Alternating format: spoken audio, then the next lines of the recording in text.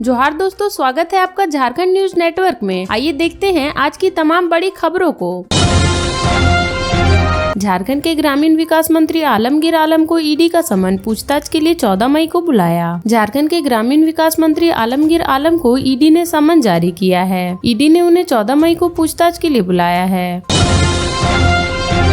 साहिबगंज के राजमहल में 14 किलो गांजा के साथ 2 तस्कर गिरफ्तार। लोकसभा चुनाव के मद्देनजर साहिबगंज पुलिस के द्वारा लगातार जांच अभियान चलाया जा रहा है। इसी कड़ी में रविवार को राजमहल पुलिस ने 14 किलो 700 ग्राम गांजा के साथ 2 तस्करों को गिरफ्तार किया है। ये इस थाना क्षेत्र में मादक पदार्थों की तस्करी के मामले में दूसरी बड़ी कार्रवाई है। ये जानकारी एसडीपीओ विमलेश कुमार त्रिपाठी ने रविवार को प्रेस वार्ता में दी। दरअसल साहिबगंज पुलिस अधीक्षक को गुप्त सूचना मिली थी कि लोग राजमहल थाना क्षेत्र में कुछ लोग अवैध तरीके से गांजा की तस्करी करने वाले हैं। एसपी के निर्देशानुसार अंचल अधिकारी अशोक कुमार सिन्हा के नेतृत्व में एक टीम का गठित किया गया। इसके बाद सरकंडा टपुआ नामक जगह पर छापेमारी कर शेखर मंडल नामक तस्कर को 30 पुड़िया गांजा के साथ गिरफ्तार कर लिया गया, जिसकी निशानदेही पर 3 पहाड़ थाना क्षेत्र के इनायतपुर में छापेमारी की गई, जहां से भरत मंडल के घर से भारी मात्रा में गांजा बरामद किया गया। पूछताछ के बाद पुलिस ने उसे गिरफ्तार कर लिया।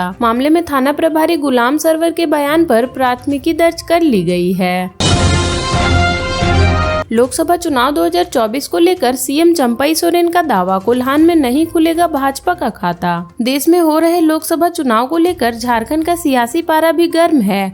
पक्ष और विपक्ष की ओर से बयानबाजी तेज हो गई है। इस बीच सीएम चंपई सोरेन ने बड़ा दावा किया है। उन्होंने कहा कि इस बार भाजपा का कोल्हान में खाता नहीं खुलेगा। दरअसल उन्होंने ये बातें रविवार को अपने सोशल मीडिया प्लेटफॉर्म एक्स के माध्यम से कही है। सीएम चंपई सोरेन ने सोशल मीडिया एक्स पर लिखा कि साल 2019 के विधानसभा चुनाव में जिस प्रकार हमने कोल्हान में भाजपा को 14-0 से पराजित किया था, ठीक उसी प्रकार इस बार भी उनका खाता नहीं खुल पाएगा। उन्होंने कहा कि झूठे वादे और जुल्मों को सुनकर थक चुकी जमशेदपुर की जनता परिवर्तन की तैयारी में है। इस बार एक गरीब किसान का बेटा समीर कुमार मोहंती सांसद के तौर पर रहने वाले 23 लाख लोगों का प्रतिनिधि बनेगा तथा उनके हर सुख दुख का भागीदारी बनेगा। झारखंड के मुख्यमंत्री चंपई सोरेन ने 2014 लोकसभा चुनाव को याद दिलाई है। उन्होंने कहा है कि क्या आपको साल 2004 का लोकसभा चुनाव याद है? उस समय के माहौल को याद कीजिए और 4 जून को चौंकाने वाले परिणामों का इंतजार कीजिए। दरअसल साल 1999 से 2004 तक केंद्र में एनडीए की सरकार थी। सफलतापूर्वक सरकार चलाने के बाद भाजपा के साइनिंग इंडिया और फील गुड का नारा दिया, लेकिन 2004 के चुनाव में कांग्रेस सबसे बड़ी पार्टी बनकर उभरी थी। उन्हें 145 सीटें मिली थी। वहीं हम झारखंड की बात करें तो कांग्रेस को 14 में से 6 सीटें, झामुमो को 4, राजद को 2, जबकि भाजपा और लेफ्ट को एक सीट से संतोष करना पड़ा था। बता दें कि सीएम चंपई सोरेन ने आज कोल्हान में 2 चुनावी जनसभा को संबोधित करेंगे। यहां से जमशेदपुर से इंडिया गठबंधन के उम्मीदवार समीर कुमार मोहंती के पक्ष में प्रचार करेंगे। इसकी जानकारी उन्होंने खुद ही अपने सोशल मीडिया प्लेटफॉर्म एक्स पर दी है। ज्ञात हो कि झामुमो ने इस बार जमशेदपुर सीट से समीर कुमार मोहंती को अपना उम्मीदवार बनाया है। हजारीबाग में करंट लगने से हाथी की मौत, टमाटर के खेत से निकलने के दौरान हुआ हादसा। हजारीबाग के मुफस्सिल थाना क्षेत्र के चुटियारो गांव में बिजली का करंट लगने से एक हाथी की मौत हो गई। सूचना मिलने के बाद वन विभाग के पदाधिकारी और कर्मी घटना स्थल पर पहुंचकर जांच पड़ताल शुरू कर दी। ग्रामीण बताते हैं कि हजारीबाग के चुटियारो गाँव में टमाटर की खेती लगा हुआ है। उसी को खाने के लिए वह खेत में घुसा हुआ था। खेत से निकलने के क्रम में हाथी का सूंड बिजली के तार में सट गया, जिससे उसकी मौत हो गई। हजारीबाग वन विभाग के रेंजर विजय कुमार सिंह ने बताया कि चुटियारो गांव में किसानों ने बड़े पैमाने पर टमाटर की खेती की है। सिंचाई के लिए किसानों ने खुले हुए तार पोल से खींचा हुआ है। बताया जाता है कि खेत से निकलने के दौरान ही हाथी को बिजली का करंट लग गया, जिससे मौके पर ही उसकी मौत हो गई। उधर वन विभाग का कहना है कि हाथी की मौत कैसे हुई, इसकी जांच पड़ताल की जा रही है। जांच के बाद दोषियों पर कार्रवाई की जाएगी।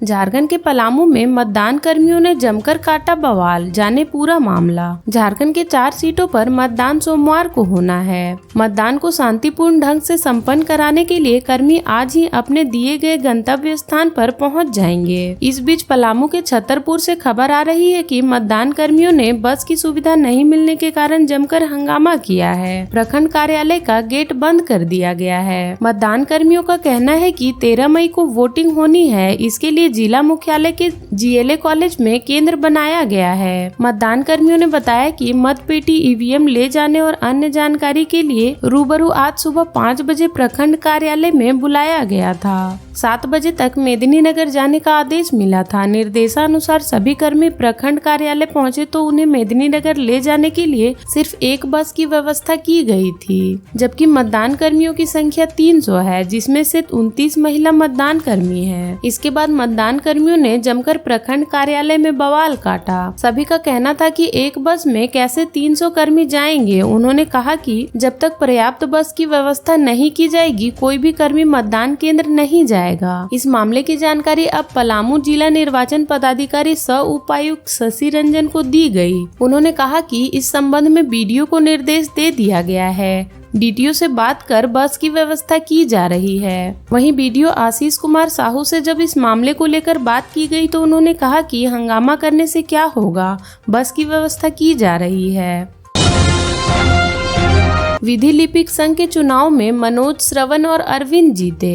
विधि लिपिक संघ देवघर जिला शाखा का चुनाव शांतिपूर्ण संपन्न हो गया। सुबह से वोटिंग के बाद वोटों की गिनती कराई गई, जिसमें उपाध्यक्ष पद पर मनोज कुमार दास ने बाजी मारी। उन्हें 65 वोट, जबकि निकटतम प्रतिद्वंदी भादो प्रसाद यादव को 34 वोट मिले। वहीं सचिव पद पर 3 उम्मीदवार मैदान में थे, जिसमें श्रवण कुमार ने 48 वोट लाकर जीत हासिल की, जिसमें प्रसादी पंडित को 31 व लक्ष्मी नारायण मंडल को महज 9 वोट हासिल हुए। उप सचिव पद पर अरविंद यादव जीते, उन्हें 54 वोट मिले। उनके प्रतिद्वंदी उम्मीदवार कमल मंडल को 45 वोट हासिल हुए। मतदाता सूची में 122 वोटरों का नाम प्रकाशित हुआ था। इसमें 103 विधि लिपिकों ने वोट डाले और अपने प्रतिनिधियों का चयन किया। कुल डाले गए मतों में से 4 वोट रद्द कर दिया गया। शिक्षक से दिन दहाड़े 1 लाख रुपए भरे बैग की झपट मारी। देवघर नगर थाना से महज 100 गज की दूरी पर स्थित प्रधान डाकघर के सामने सुबह करीब 9:18 में बाइक सवार बदमाशों ने कुमुदनी घोष रोड बरमसिया निवासी शिक्षक विनोद कुमार से 1 लाख रुपए भरे बैग की झपटमारी कर ली। घटना को अंजाम देने के बाद बाइक सवार दोनों बदमाश तेज गति में आगे कचहरी मोड़ की तरफ भाग निकले। उस दौरान विनोद चिल्लाते रहे, लेकिन कोई उन्हें मदद करने के लिए आगे नहीं आया। घटना के बाद पीड़ित शिक्षक शिकायत देने के लिए नगर थाना पहुंचे। मामले को गंभीरता से लेते हुए थाने के गश्ती पदाधिकारी SI प्रशांत कुमार पीड़ित के साथ घटना स्थल पर पहुंचे। इस क्रम में पुलिस को देख एक संदिग्ध युवक भाग रहा था, जिसे हिरासत में लेकर थाना लाया गया। घटना की जानकारी लेने के बाद नगर थाने की पुलिस ने आसपास के प्रतिष्ठानों में लगे CCTV कैमरे को खंगाला। हालांकि समाचार लिखे जाने तक इस घटना में पुलिस को कोई सुराग नहीं मिल सका है। जानकारी के मुताबिक पश्चिम बंगाल के मालदा में कार्यरत शिक्षक विनोद ने प्रधान डाकघर से अपने अकाउंट से उक्त रुपयों को निकालकर और बैग में भरकर पैदल घर जाने के लिए निकले। डाकघर से निकलकर वे सड़क पार कर रहे थे कि पीछे से तेज गति से आ रही ब्लैक बाइक उनके पास धीमी हुई। पीछे बैठे बदमाश ने विनोद के हाथ से रुपए से भरा बैग को झपटमारी कर ली। इसके बाद वे तेज गति से आगे कचहरी रोड की तरफ भाग निकले।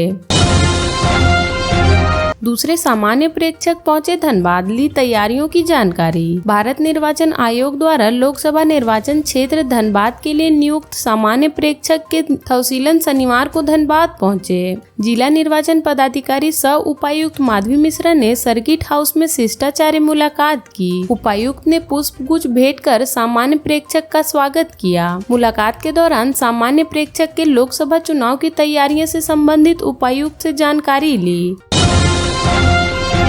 आईसीटी के माध्यम से कंप्यूटर की पढ़ाई का होगा मूल्यांकन। आईसीटी लैब के माध्यम से 6ठी से 12वीं कक्षा के छात्र छात्राओं को पढ़ाया जा रहा है। इसका मूल्यांकन किया जाएगा। इसके लिए झारखंड शिक्षा परियोजना परिषद की ओर से मूल्यांकन की तिथि निर्धारित कर दी गई है। इससे जुड़ा निर्देश जिला शिक्षा पदाधिकारी सह जिला कार्यक्रम पदाधिकारी नीसू कुमारी को भेज दिया गया है। निर्देश मिलने के बाद सभी प्रधानाध्यापक वार्डन को निर्देश शनिवार को जारी कर दिया गया है। 10वीं से 12वीं के छात्र छात्राओं के मूल्यांकन कार्य होना है। 15 मई को 9वीं का, 16 को 10वीं का, 11वीं व 12वीं का 17 मई को ऑनलाइन मूल्यांकन सुबह 7:30 से 11:30 बजे तक होगा।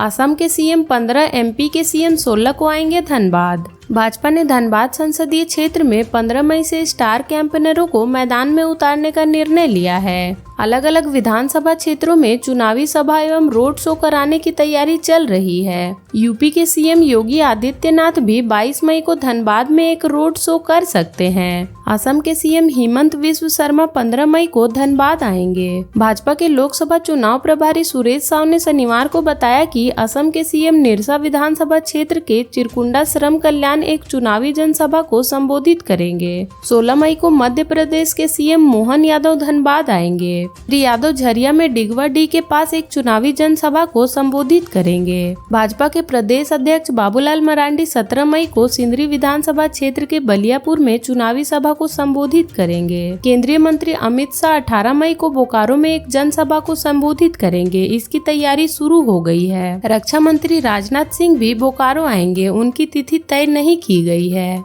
झारखंड के ऐसे ही छोटी बड़ी खबरों से जुड़े रहने के लिए चैनल को सब्सक्राइब कर लें और बेल आइकन प्रेस कर लें ताकि हर वीडियो का नोटिफिकेशन आपके फोन पे चला जाए।